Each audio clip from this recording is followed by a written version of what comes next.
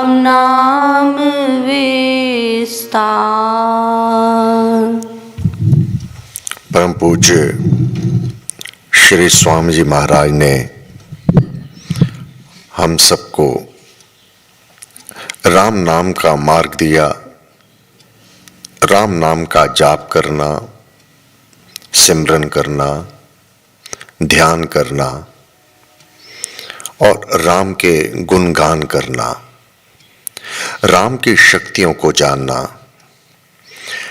किस प्रकार से तेरी सहायता करता है, रक्षा करता है, पालन पोषण करता है, इसका मनन करना, चिंतन करना और राम से बढ़कर तेरा और कोई हितैषी इस जगत में क्या तीनों लोकों में ही नहीं है, कहीं पर भी चला जा। इसलिए तू राम की शक्तियों को जान।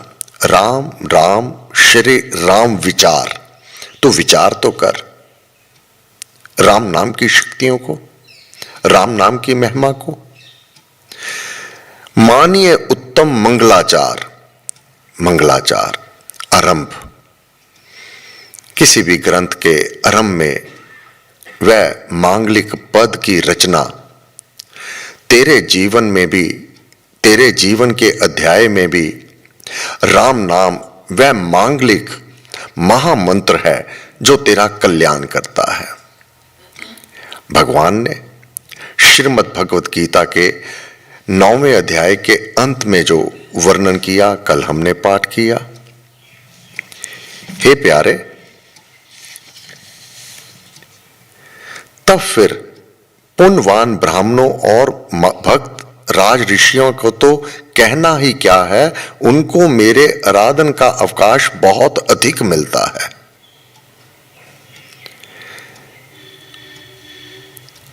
मेरे नाम जाप से, राम नाम के जाप से तो निश्चिंत हो जा। तेरे से निषिद्ध कर्म हुए हैं, तेरे से विपरीत कर्म हुए हैं, जाने में, अनजाने में, राग में, द्वेष में, वैर विरोध के काल में, जैसी वृत्ति के अनुसार भी तेरे से जो अनुचित कार्य हुए हैं। तेरा तो जन्म श्रीमानों के गृह में है, तू उत्तम कुल में उत्पन्न हुआ है। यहां तक कि ये राम नाम का सहारा कोई चोर, डाकू, बहुत ही क्रूर वंश में भी उत्पन्न क्यों ना हुआ हो, उसका भी बेड़ा पार हो जाएगा, उसका भी निस्तारा हो जाएगा। सब सांप्रदायिक धर्मों का त्याग कर एक मेरी ही शरण में तू आ जा। नाम की नौका पर सवार हो जा। मैं तुझे सब पापों से मुक्त कर दूंगा, तू चिंता ना कर, तू मुझे प्रिय है, तू मुझे प्रिय है। इस प्रकार इस नाशवान सुख रहत लोक को पाकर तू मुझको आराधित कर, मेरा जाप कर, मेरा पूजन कर, मुझे ही नमस्कार कर। राम नाम जो जन मन लावे। यहां पर पहले कहा गुरु महाराज ने, बोलो राम, बोलो राम, बोलो राम, राम राम, जीवा के द्वारा तू राम नाम का जाप कर, क्योंकि मन ने नाम को नहीं पकड़ा, मन नहीं लगता नाम जाप में।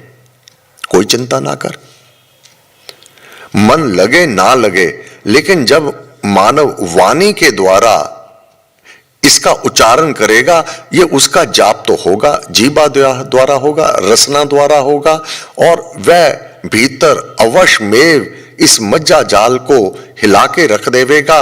और जो जन्म जन्मांतरों के विपरीत कर्मों के कारण काई जमी पड़ी है, वह उसके ऊपर चोट डालेगा और वह स्वच्छ कर देवेगा, भीतर वह परम पावन पवित्र कर देवेगा और मन नाम जाप को पकड़ लेगा। राम नाम जो जन मन लावे, उसमें शुभ सभी बस जावे। कहां से? घोर पाप कर्मी भी, कुकर्मी भी, क्रूर वंश में उत्पन्न होने वाला भी क्यों ना होवे। यहां पर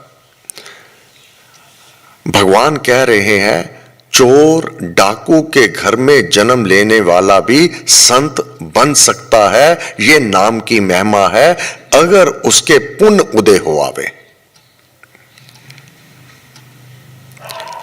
अगर उसकी सत पूंजी, पुण्य कर्म की पूंजी,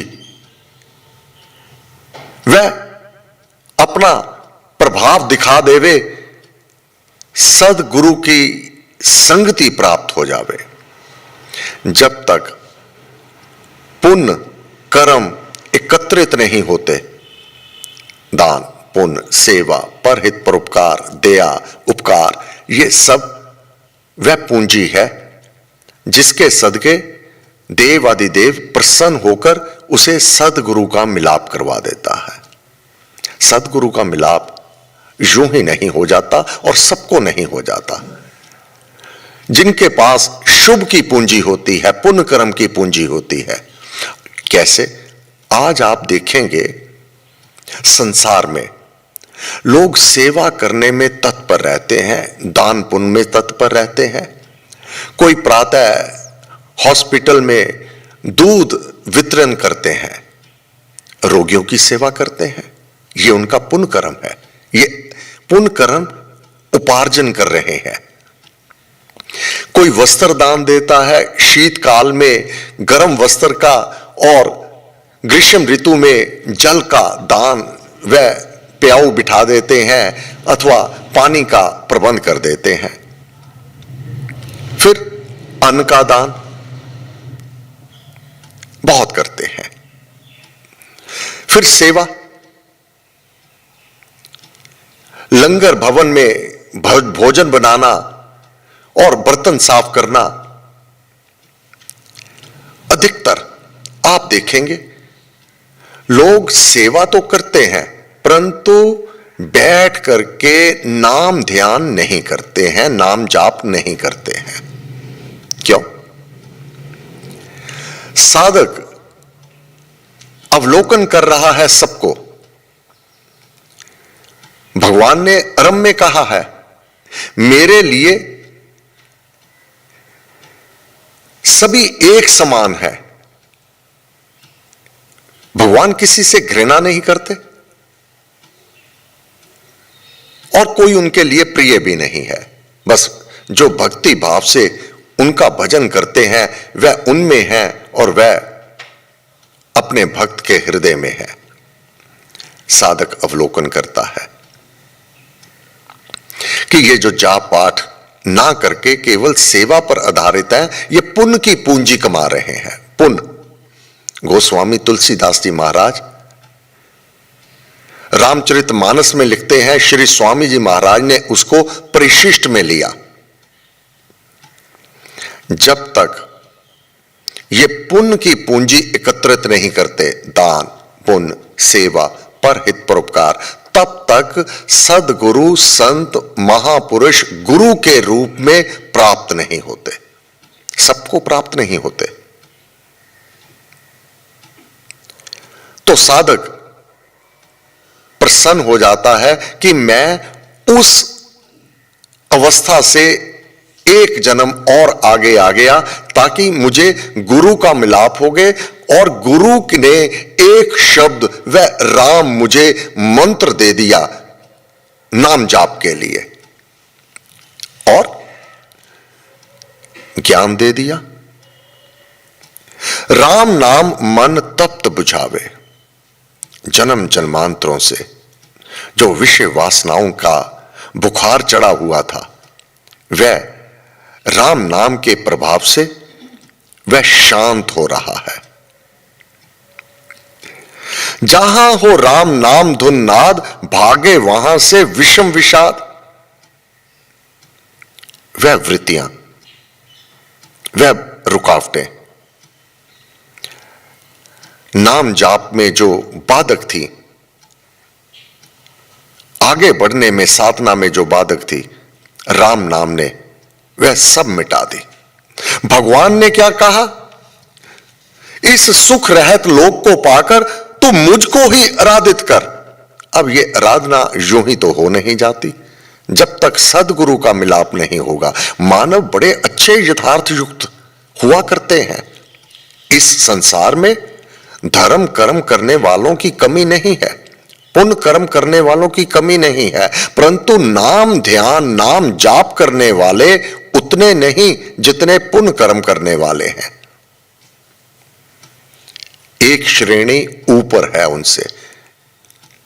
अब साधक जिसको पूर्ण गुरु का मिलाप हो गया, वह सेवा भी करता है, परहित परोपकार भी करता है, हृदय में उसके दया करुणा भी उत्पन्न रहती है, और वह नाम जाप भजन कीर्तन और ध्यान भी करता है। मुझ में मन को लगा,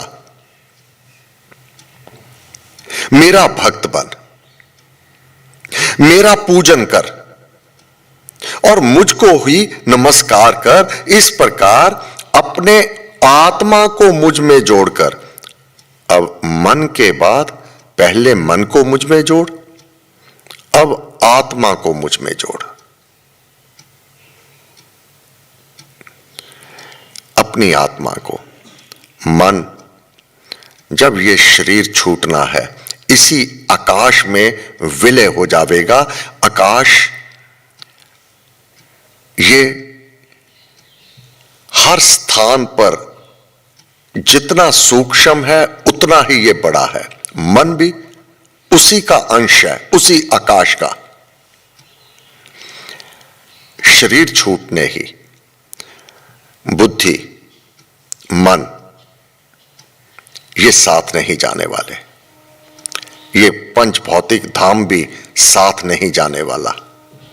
जाने वाला वह तत्व सत केवल आत्मा है। मन और बुद्धि शरीर ये इस आत्मा के लिए कार्य कर रहे हैं। मन जब जाप करता है तो आत्मा आनंदित होता है, मन शांत हो जाता है। बुद्धि निर्णय करती है कि तेरे लिए यह उचित है, यह अनुचित है, मन उसको मानता है। लाभ आत्मा को होता है। अब आत्मा को महाराज ने प्रकरण कथा प्रकाश में वर्णित है, कैसे मानव अपनी आत्मा के दर्शन कर लेता है। आत्मा अपने शरीर से बाहर निकल करके स्वयं कहता है, मैं तेरी आत्मा हूं। अपना ही रूप स्वरूप अपने से बाहर देखता है, आनंदित होता है। मेरा भक्त बन, मेरा पूजन कर और मुझको ही नमस्कार कर। इस प्रकार अपने आत्मा को मुझ में जोड़कर मेरे आश्रित होकर तो मुझे ही पाएगा। यह जो 9वें अध्याय में भगवान ने वर्णन किया, पुनः इसको 18वें अध्याय के 65वें श्लोक में एक बार फिर कहा, बार बार पक्का कर दिया। मुझ में मन लगा, 18वां अध्याय 65वां श्लोक, जो 9वां अध्याय और 34वें श्लोक में कहा था, वही बात फिर दोहराई। हे अर्जुन, पहले वह डामाडोल हो रहा था, अपने कर्तव्य कर्म से बेमुख हो रहा था। अब सारे ज्ञान को सुन करके क्या कहा था, हे प्रभु, मैं तेरे वचन का पालन करूंगा। अब मैं दृढ़व्रती बन गया हूं। भगवान ने पुनः फिर उसे याद दिलवाया कि ये सब कुछ जो तेरे अंदर दृढ़ता है, ये तेरा समर्पण है मेरे सम्मुख। यह समर्पण के कारण ही तू सबुद्धि को प्राप्त कर पाया है। इसलिए जीवन भर कदापि अभिमान नहीं कर लेना मेरे द्वारा, मैंने, मुझसे। हे प्रभु, सब कुछ तुझसे। मुझ में मन लगा, मेरा भक्त बन। भक्त बनने से तात्पर्य, हे परमेश्वर, करण करावन आप, करने वाले आप हैं, करवाने वाले आप हैं। जो कुछ भी है आपके अतिरिक्त और कुछ भी नहीं है। मुझ में मन को लगा, मेरा भक्त बन, मेरा पूजक हो जा और मुझको ही नमस्कार कर। इस प्रकार तू मुझे ही पाएगा। तेरे सम्मुख मैं ये सच्ची प्रतिज्ञा करता हूं, तू मुझे प्रिय है। सब सांप्रदायिक धर्मों का त्याग कर, एक मेरी ही शरण में तू आ जा। मैं तुझे सब पापों से मुक्त कर दूंगा। चिंता ना कर। मानव को चिंता कब होती है? जब अपने ही पाप कर्म उसे याद आते हैं, तब चिंता होती है कि मेरा निस्तारा कैसे होगा। भगवान ने कहा, एक तू मेरी ही शरण में आ जा, सब सांप्रदायिक धर्मों का त्याग कर। भगवान शिव महादेव, करोड़ों मंत्र एक तरफ, राम नाम एक तरफ, एक राम की शरण में तू आ जा। समस्त देवी देवता तेरे ऊपर अपने आप कृपा कर देवेंगे। उनको अलग अलग से पूजन करने की आवश्यकता नहीं रह जावेगी। मैं तुझे सब पापों से मुक्त कर दूंगा, तू चिंता ना कर। हे गुरुदेव, आपको असंख्य नमन, बारंबार नमस्कार नमस्कार नमस्कार नमस्कार। जय श्री राम, जय श्री राम, जय श्री राम। सर्वशक्ति माते परमात्मने श्री रामाय नमः। सर्वशक्ति मते परमात्मने श्री रामाय नमः। सर्वशक्ति मते परमात्मने श्री रामाय नमः। सर्वशक्ति मते परमात्मने श्री रामाय नमः। सर्वशक्ति मते परमात्मने श्री रामाय नमः। सर्वशक्ति मते परमात्मने श्री रामाय नमः। सर्वशक्ति मते परमात्मने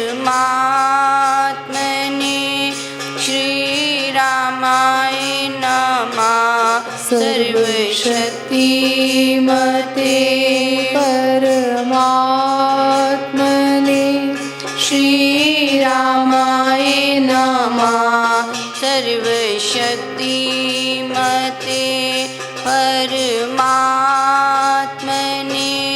श्री रामाय नमः। सर्वशक्ति मते परमात्मने